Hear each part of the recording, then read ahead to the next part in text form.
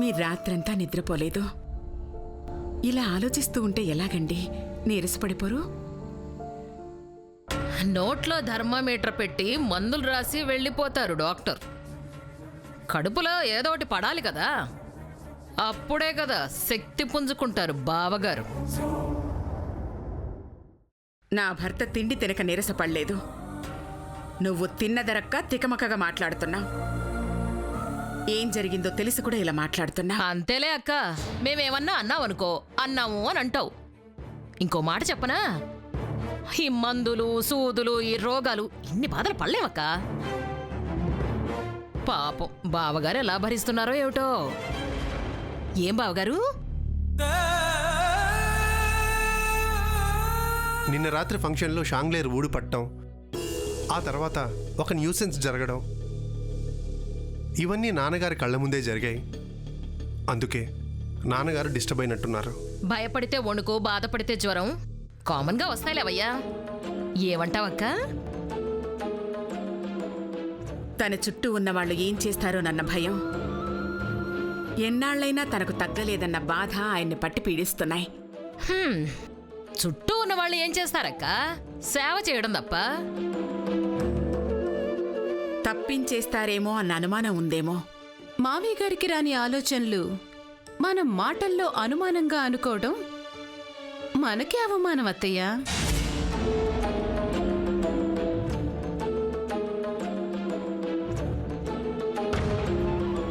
ఇవన్నీ కాదు కానీ ఇంట్లో నుండి భూమి వెళ్ళిపోయినందుకే నాన్నగారు ఇలా అయిపోయారనుకుంటా. భలే వాడివయ్యా.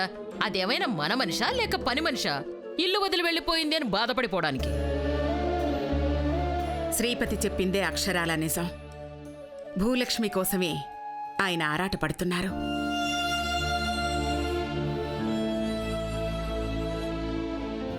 ఆయన ఆరాటం నీకు మమకారం, మధ్యలో మాకే గుణపాఠం. అది దొంగ అన్న విషయం లీక్ అయ్యేలోపు 5 లక్షల విలువైన వజ్రాల గాజుల్నే ఎత్తయ్యబోయింది. తీరా దొంగది అంటే నువ్వేమో అది మంచిది అన్నట్టు మౌనంగా ఉంటావు. ఏదైనా అంటే మమ్మల్ని అనంటావు. ఏం చేస్తాం? హరి ఓం తత్సత్. సరేలేక అయితే బావగారు భూమి కోసమే బాధపడుతున్నారు అంటావు. తిరిగి రమ్మంటే మటుకు వస్తుందా?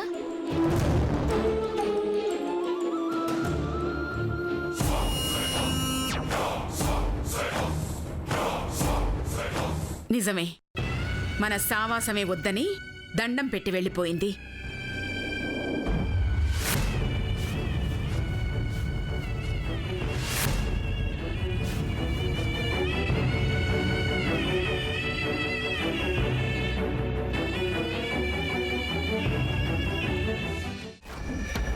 తస్సదియ్యా, నిన్ను దొంగన్నప్పుడు నానుంటే సంపేసి జైలుకెళ్ళుదును భూమి. కిష్టయ్యకైనా నిందలు తప్పలేదు రాజు.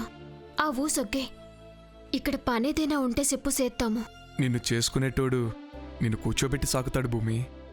పెళ్లిపీటల మీద కూసినేదాకైనా పని చేసుకోవాలిగా అప్పిగా.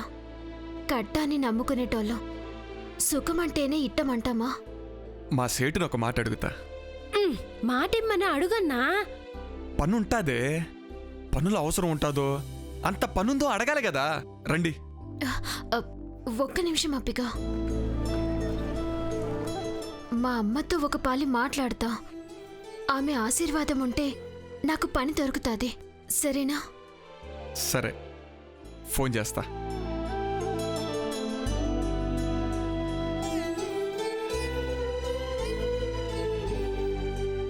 ఒరే సీనుగా, ఓసారి సరోజమ్మ అత్తకు ఫోన్ ఇరా. ఓ సరోజత్త, భూమి ఫోన్ చేసినది. లైన్లో ఉన్నది, మాట్లాడు.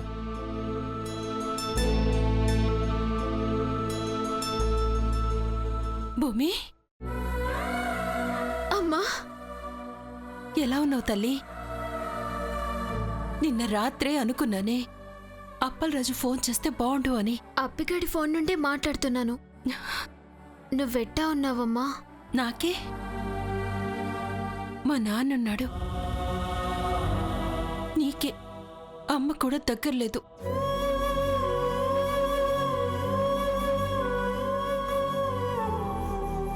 అమ్మా నిన్ను పాలి చూడాలనిపిస్తుందమ్మా.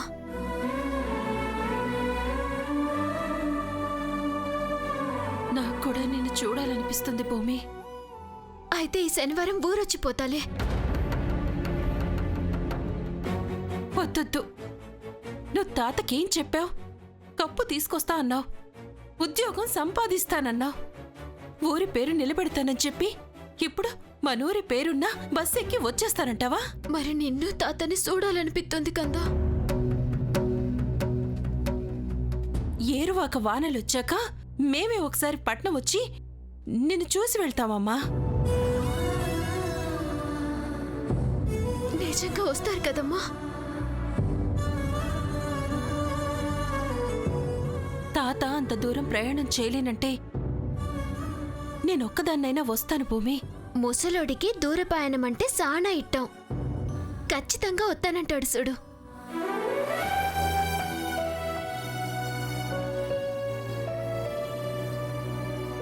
అమ్మా ఒక పాలి తాతకు ఫోన్ ఇయ్యు, మాట్లాడతాను.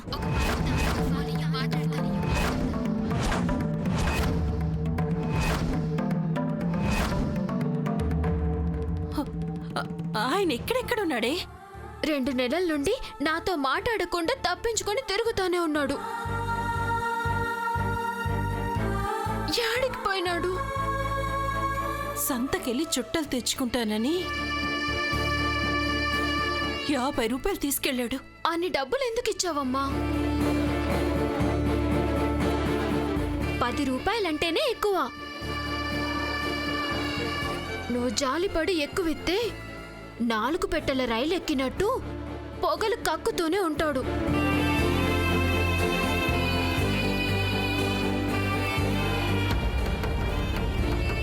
రాత్రంతా దగ్గుతూనే ఉంటాడు. చిల్లర తీసుకొస్తానని చెప్పాళ్లేమ్మా. నాతో కూడా అదే మాట చెప్పి 200 జమ చేసుకొని ఉంటాడు.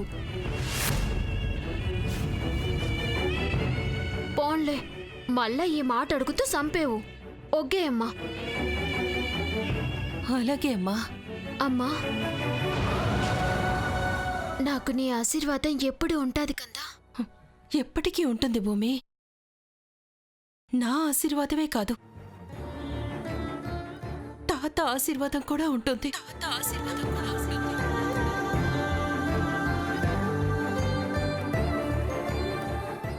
సరే అమ్మా, ఉంటాను.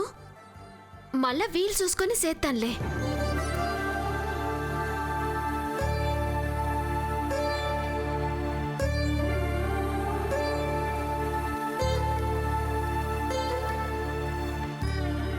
భూమి, మీ అమ్మతో మాట్లాడితే నీకు కడుపు నిండిపోద్ది అనుకుంటా.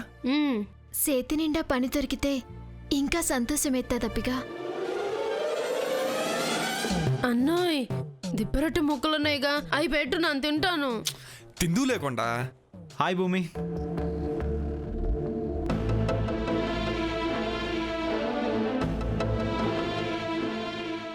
ఇంట్లో నుంచి వచ్చేస్తే హాస్టల్లో ఉంటావు అనుకున్నాను, కానీ ఇక్కడ ఉంటావు అనుకోలేదు. ఇరాటి బాబు, నేను చెప్పాను కదా గురువా, అప్పు దగ్గరికి వస్తారని. By the way, he's Appal Raju, Kondamma వాళ్ళ అన్న. నాకెందుకు తెలీదు? అప్పలరాజు కన్నా అతని నంబరే ఫేమస్. బాగున్నావా? సూపర్. నిన్న రాత్రి హీరో లెక్కన మా భూమిని కాపాడినారు కదండి. మా కొండమ్మ చెప్పినది. షాండ్లర్ మీద పడలేదని సంతోషించాం, కానీ నింద మాత్రం పడింది. వెళ్ళిపోతానమ్మగారు. ఫీజు కట్టుకుంటూ చదువుకుంటాను కానీ దెబ్బలు తినుకుంటూ ఉండలేను. తీసుకోండి.